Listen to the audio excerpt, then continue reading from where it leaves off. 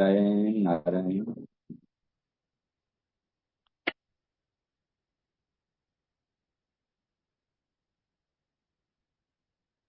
श्रद्धेय स्वामी जी महाराज जी के श्री चरणों में सभी साधक साधिकाओं के तरफ से हार्दिक प्रणाम। सभी सत्संग प्रेमी भाई बहनों को सप्रेम हरिस्मरण।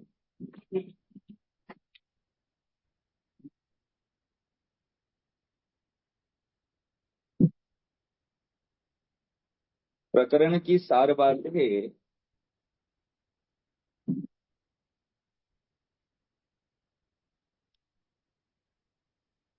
मन का आग्रह और मूर्खता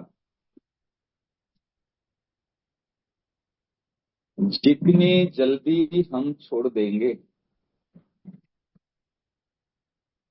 इतनी जल्दी ही हमारा काम बन जाएगा।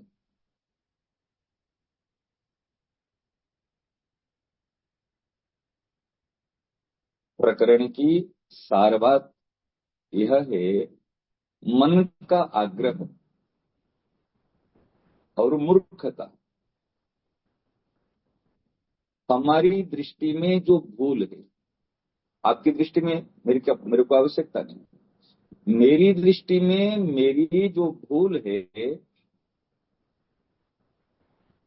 उसको छोड़ देना, ये ही सर्वोपरि बात है। अब प्रकरण शुरू करते हैं। ये तो जिष्ट बताया, सार।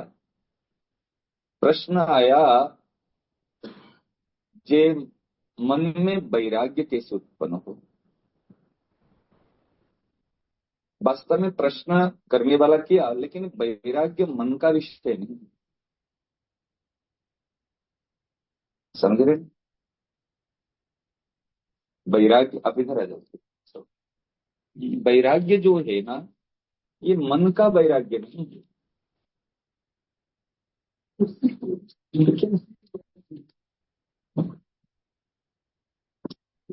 ये मन का वैराग्य नहीं।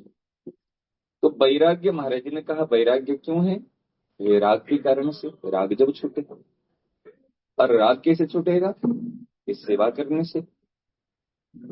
इस सेवा कैसे करेंगे? ये वस्तु क्रिया पदार्थ का नाम सेवा नहीं, भाव का नाम है सेवा। ठीक है ना? सेवा कैसे होगी? ये भाव से। सेवा यदि भाव से है तो फिर सेवा तो हम करते हैं। इतनी सेवा करने के बाद में हमारे राग नहीं छूटता और वैराग्य नहीं होता। हम तो सेवा तो कर रहे हैं ना, परंतु राग नहीं छूट रहे कि वैराग्य नहीं हो रहे। इस सेवा के नाम पर मोह कर रहे हैं। महाराज जी ने तो कहा राग और पुष्ट कर रहे हैं। पुष्ट कर रहे हैं।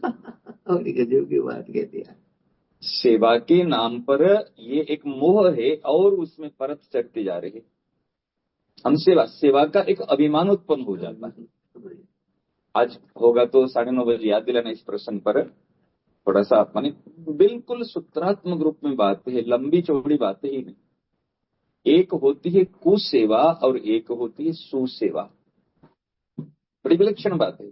सरनानी महाराज जी ने भी इसको माने हमको दृष्टि दिलाए। कुसेवा और सुसेवा, जो सेवा करने से अभिमान उत्पन्न होता है और दूसरे की जिसकी सेवा करते हैं उसमें हीन भाव, दीन भाव उत्पन्न होता है, वो एक उससे ध्यान दे रहे।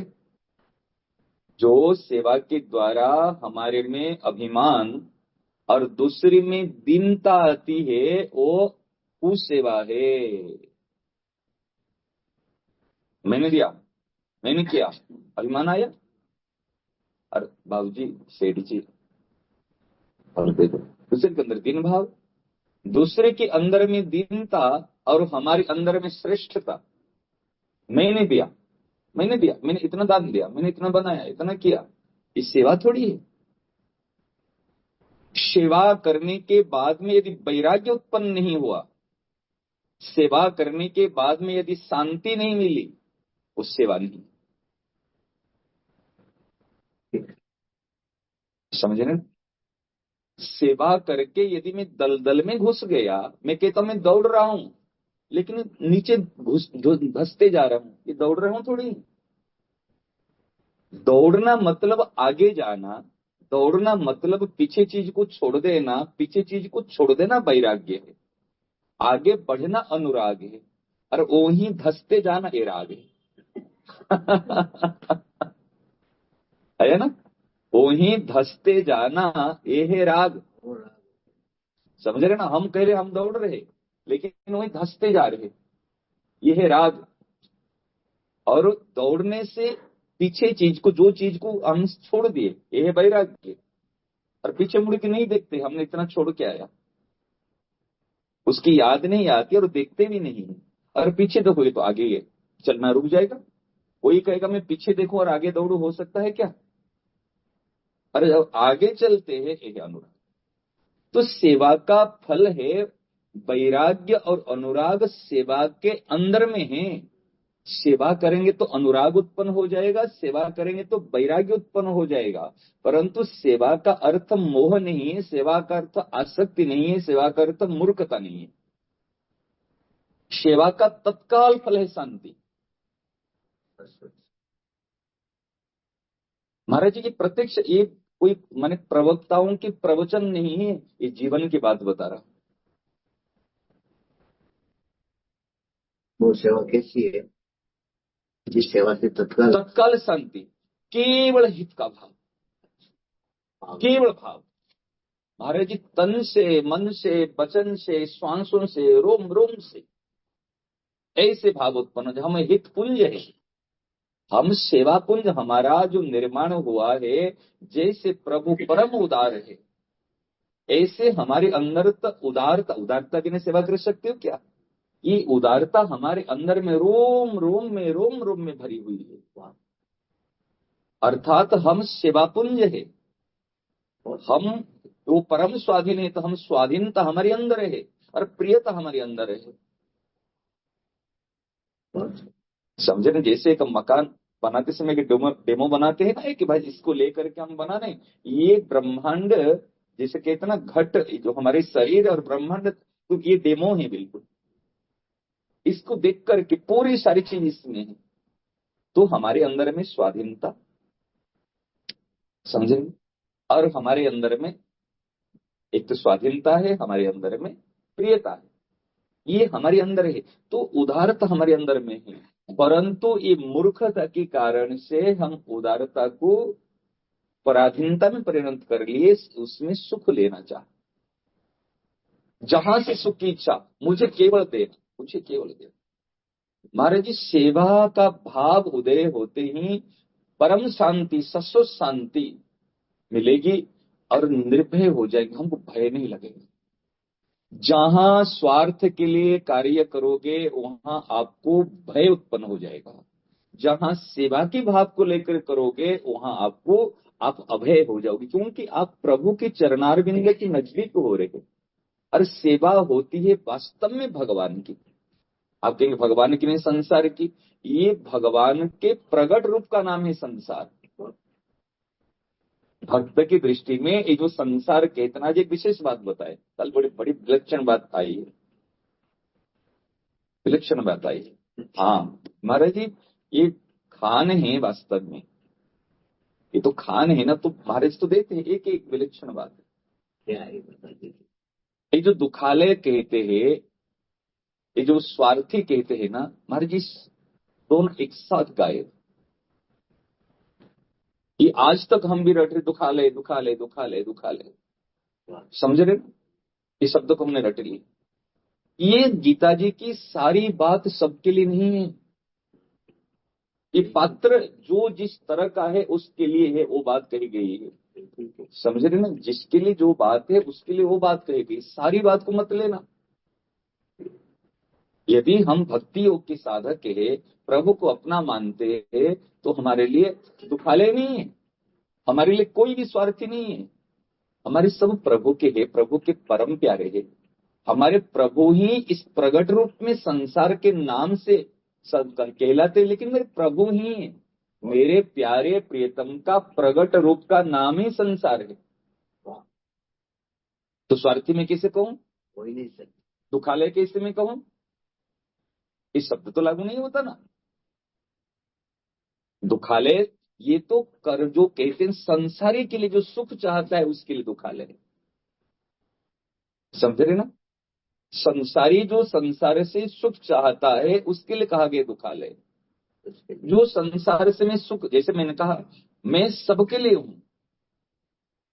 तो मेरे लिए है ये हित स्वरूप हो गया। हित स्वरूप है। मैं सब, मेरा स्वरूप है हित स्वरूप और मैं सबके लिए हूं।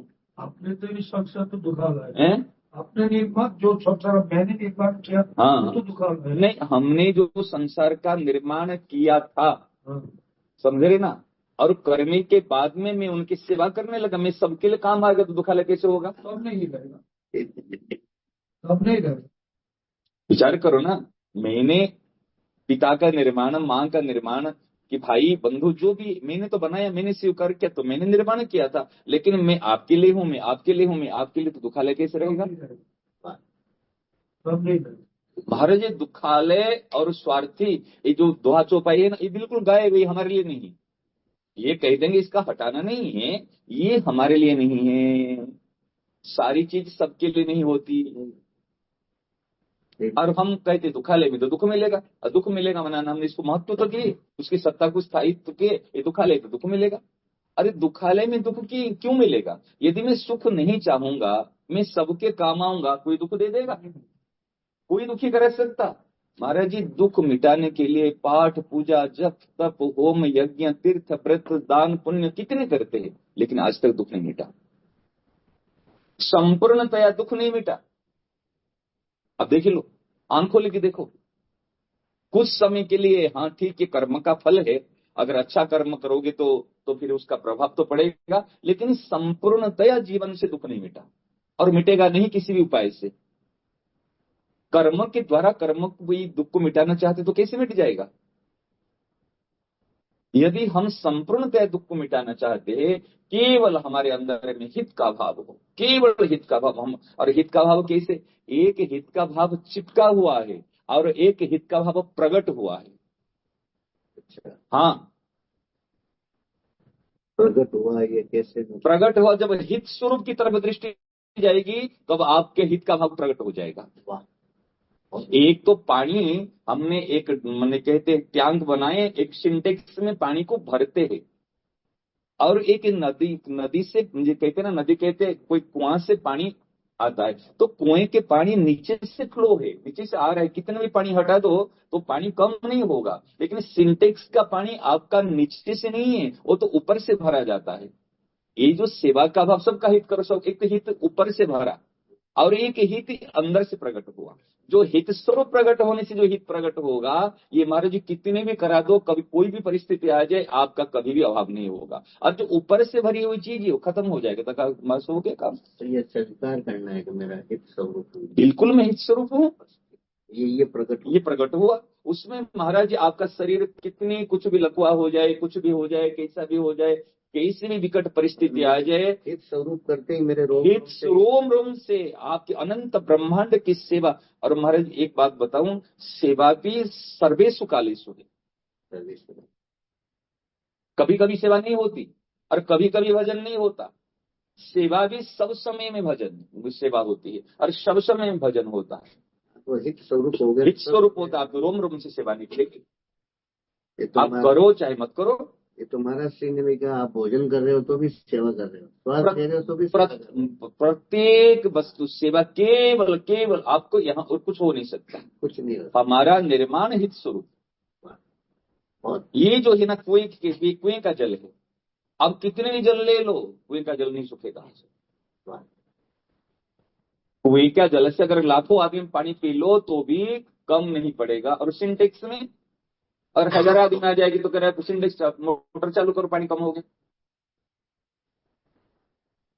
आज की सत्संग की भी यही खास बात, भाव से भाव कटेगा, भाव से भाव कटेगा। जो हाँ भाव, ये हित स्वरूप का भाव, वैराग्य होगा, वैराग्य होगा। सेवा जो करते हैं, हाँ हाँ हाँ हाँ, तो ये मन में दिखता है कि जो बोले कोई वेंटिलेटर में, हाँ हाँ हाँ हाँ, तो अगर हम शरीर से कुछ नहीं कर पा रहे हैं, हाँ हाँ, और ये मन में इतना भाव नाम लेते हैं, हाँ हाँ तो हाँ, तो इससे अनंत ब्रह्मांड की। ये तो एक ब्रह्मांड की सेवा हम कर नहीं पाएंगे। ऋषिकेश में हम बैठे हैं, अभी ऋषिकेश की यही देखो, अब यहीं पर झाड़ू भी थोड़ा सा हम दे नहीं पाए। हमारे घर होता तो हम झाड़ू दे देते। मैं आपको सब दृष्टि दिला रहा हूँ। यदि एक घर हमारा होता ना, तो हम सुबह उठ कर, लेकिन हम इतने लोग आ रहे, किसके मन में नहीं आ रहे भाई महाराज जी का कक्ष है, ये बारंदा है, ये गंदा पड़ा है, तो हम भी झाड़ू दे दे। लेकिन एक घर आपका होता, श्रद्धा से प्रणाम करने के लिए आ रहे हैं, लेकिन दृष्टि नहीं जा रही, तो थोड़ा सा झाड़ू दे दो। कहां सेवा कर लिया हमने? बात समझ रहे ना?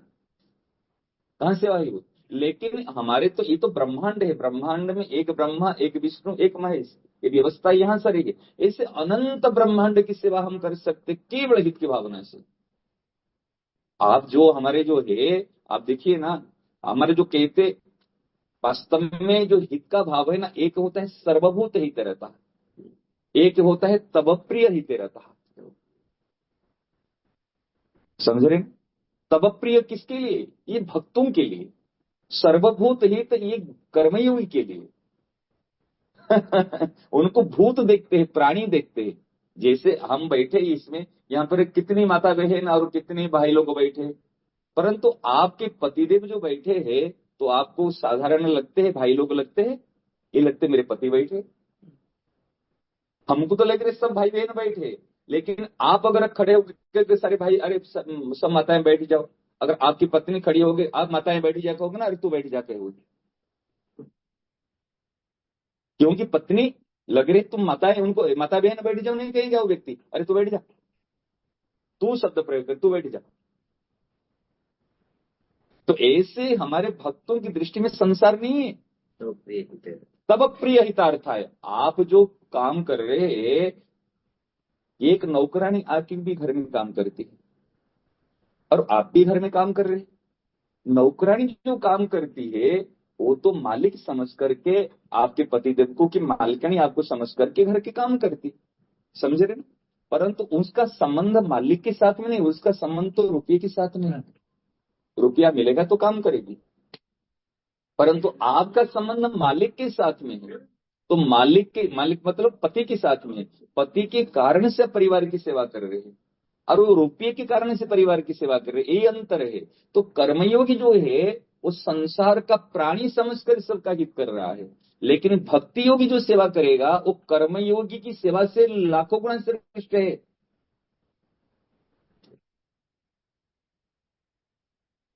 वो भगवान समझ के करेगा। समझ रहे ना? क्यों सेवा करेगा? एक तो बाबू समझकर किसकी सेवा करना, एक पतिभाव से किसकी सेवा करना, पुत्र की सेवा करना, किसकी सेवा श्रेष्ठ होगी? यहां तो स्वार्थ के लिए, कुछ लेने के लिए सेवा करता है। जे के कर्मयोगी के अंदर सर्वभूत है, ये सब संपूर्ण प्राणियों का हित हो। संपूर्ण प्राणी तो, क्योंकि उसका आधार तो उनका भगवत भाव नहीं है, निष्काम तो है। मैं बता रहा हूं, भगवत भाव नहीं है उसका, उनका निष्काम भाव है। संपूर्ण प्राणियों का उनका आराध्य संसार है, ये भौतिकवादी है, तो इनका आराध्य संसार, वो हित के भाव से वहां तक पहुंच जाएगा, वो रुकेगा नहीं। वो हित के भाव से वो पहुंच जाएगा, ठेठ परमात्मा भक्ति तक पहुंच जाएगा, एक हित के भाव से। क्यों? हित वास्तव में भगवान हमारे कभी अहित नहीं कर सकते, और हमारा वो स्वरूप स्वयं का है।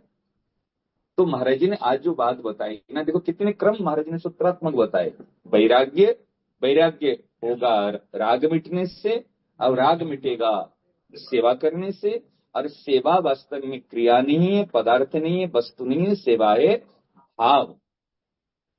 और एक विलक्षण बात जो अंतिम में बताई महाराज जी ने, अध्ययन करें।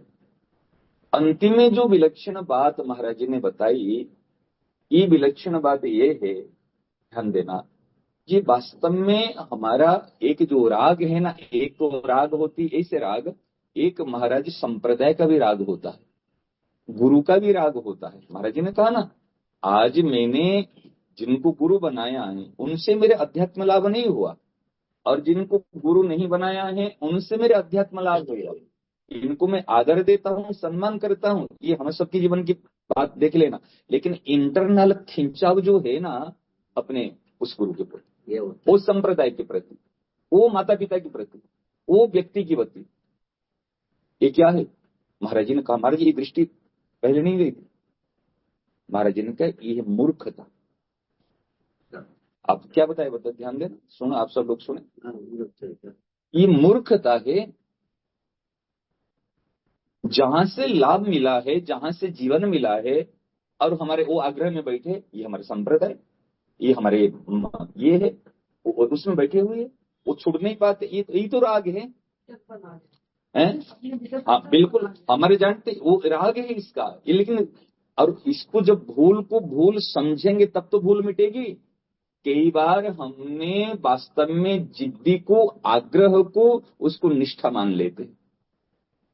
इसलिए पहले सूत्र में मन का आग्रह और मूर्खता, सूत्र में बताया जिसके मन का आग्रह, ये हमारे जो मन का आग्रह है ना, कुछ भी हो, ये तो मेरा घर है।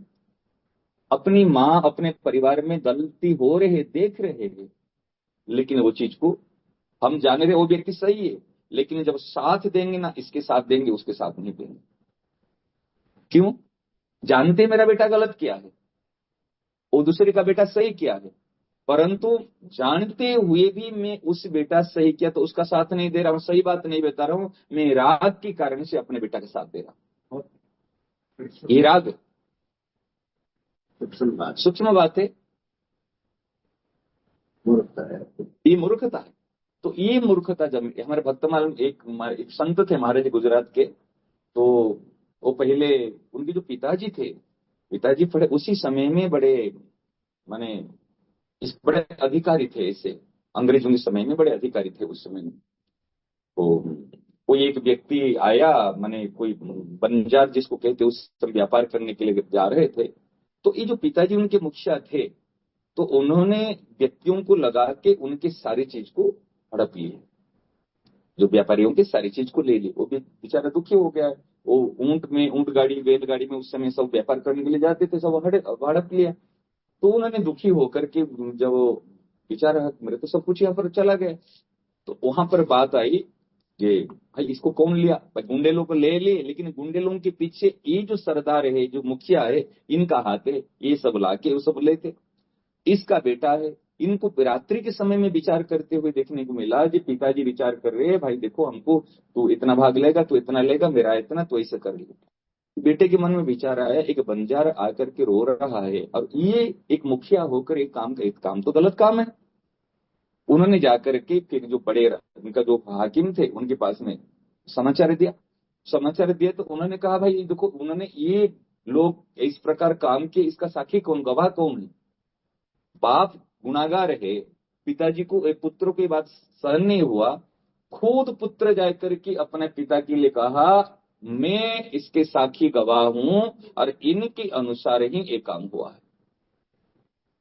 महाराज जी, ये तेरे को पिता ने कहा, तेरे को लज्जा नहीं आई कि तुम मेरे नाम पर, कि मैं तो देखता हूं परलोक में आपका कुछ बिगड़ न जाए। मैं इहलोक की बात नहीं देख रहा हूं महाराज जी। उसी समय में पिता ने उनको, पिता का भाव इनके प्रति नहीं रहा। ये कौन सा पुत्र है जो कि मेरी बात जाए करके अपने वहां कहा और मेरे अधिकार वगैरह सब छीन लिया गया। तो उस समय में उनके मन में वैराग्य उत्पन्न हुआ। वैराग्य उत्पन्न होने के बाद वो घर छोड़ कर साधु हो गए, घरों के साधु हो गए।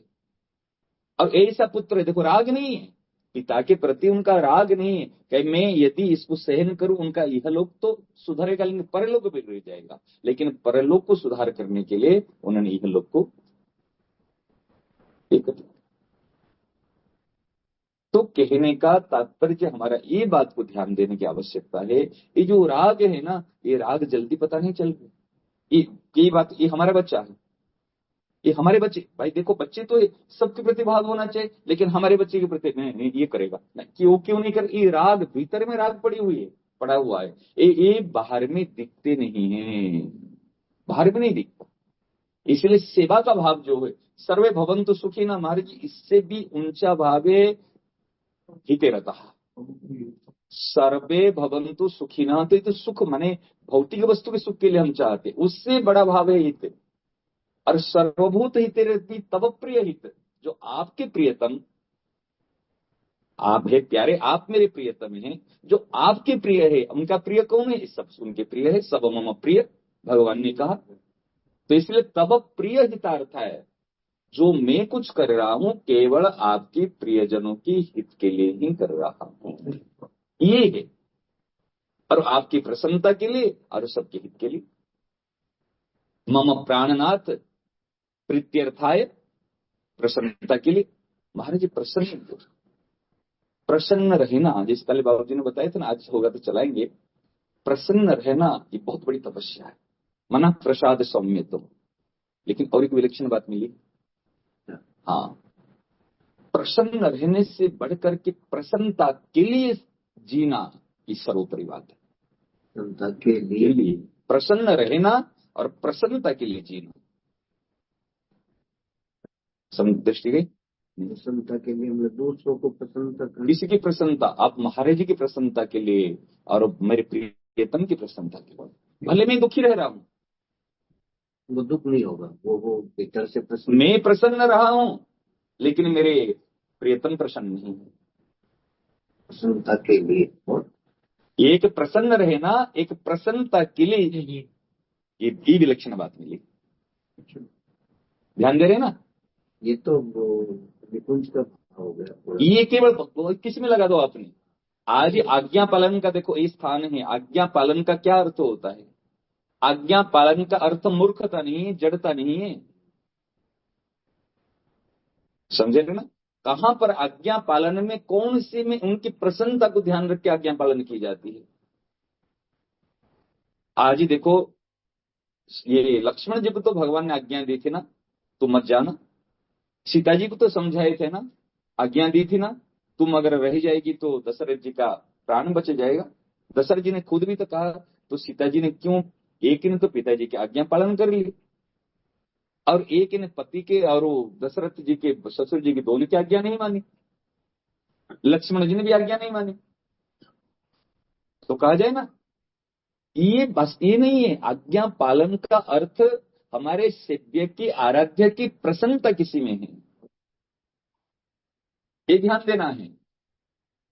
कई बार महाराज जी हम देखे, महाराज जी कहते नहीं नहीं मुझे अभी जाओ, ये बैठे मैंने भाई अध्ययन में के चिंतन में बैठे, महाराज जी आप विश्राम कर लीजिए। अरे नहीं नहीं नहीं कुछ नहीं, मैंने महाराज तो मना कर लिए विश्राम करने के लिए, आज्ञा देना है तू जा, मैं बैठा हूं। परंतु हमने फिर महाराज जी को कैसे करके विश्राम करा दिया। तो फिर मैंने महाराज जी की आज्ञा को हमने तोड़ दिया, आज्ञा का पालन नहीं किया। इसको कहा जाए ना, हमारी इच्छा है, हमारे इनकी प्रसन्नता, इनकी स्वास्थ्य के दृष्टिकोण से यही अनुकूल है। तो आज्ञा भी देखा जाती है, कौन सी आज्ञा, जो उस आज्ञा पालन करने से उनको प्रसन्नता होगी। और आज्ञा पालन कर लिया कैसे, मैं जाके पूछ लिया, मेरी मन में इच्छा है कि मैं वहां जा रहा हूं, महाराज जी में जा रहा हूं, कहते हाँ महाराज जी ने कहते ठीक है, कभी आज्ञा पालन कर लिया। ये आज्ञा पालन नहीं है। ये मैं मेरी मन की इच्छा को केवल मोहर लगाने के लिए गया था, उनकी प्रसन्नता के लिए। उनको पूछता अरे भैया जाऊं ना नहीं जाऊं, तो फिर वो कह देते जा तो ठीक है, नहीं कहते तो ये आज्ञा नहीं लेते। प्रसन्नता ही आज्ञा पालन है, केवल ऊपरी शब्द को नहीं है। तो आज्ञा पालन करने से हृदय से प्रसन्नता होती। तो महाराज ने जो बात बताई ना आज, ये बात में राग और वैरागी जो अभिमान होता है ना, सूक्ष्म अभिमान, ये पता नहीं चलता। इसलिए हम वो एक चीज को ध्यान देना। और सेवा की जो परिभाषा है ना महाराज, होगा तो आज याद दिलाना, सेवा और भजन की परिभाषा। सेवा किसको कहते हैं? सेवा को लेकर हमारे जैसे जो संसार की स्थिति में क्या चल रहा है, हम सेवा के बारे तो हम सामने वाले से एक्सपेक्ट कर रहे हैं कि वो जैसे परामर्श निकले, उसको ये मानना चाहिए। लेकिन आज के सत्संग की पूरी मतलब की स्थिति है कि उसमें दीनता ना है, पर हम तो खुद चाहते हैं कि उसमें दीनता है। नहीं तो सेवा नहीं हो, कुछ सेवा है। तो ये गलती हो रही है। गलती को ये दृष्टि नहीं जाती, जहां जो सेवा करने से अपने में अभिमान, दूसरे में दीनता, वो कुछ सेवा है। और जो सेवा करने से, बड़ी मार्मिक बात है, जो सेवा करने से दूसरे में अपनापन क्रिएट होता है, ये वास्तव में से अपने में अहंकार नहीं और दूसरे में हीन भाव नहीं। ये चर्चा हम 9:30 बजे कर। कल का जो प्रश्न था मैंने आपसे किया था कि महाराज हाँ मिला ना, बस प्रसन्नता, उनकी प्रसन्नता के लिए जीना है। महाराज बताओ उन्हीं के सहन करके बैठ के मुझे उत्तर बताओ, ये मंदिर ही जालाना सूरत में ना, हाँ तो बहुत मानती है। उसने मुझे मैसेज किया बहुत मैं सोची 9:30 तो मैं चली जाती हूँ वहां पर। अरे जो मुरलीधर जी का होगी ना, अच्छा अच्छा अच्छा वहां चली जाती हूँ। मैं बोली मैं कैसे सत्संग सुनूंगी, मैं दूर से आपका दर्शन करके मन में शांति ले रही थी कि मेरे को दर्शन नारायण नारायण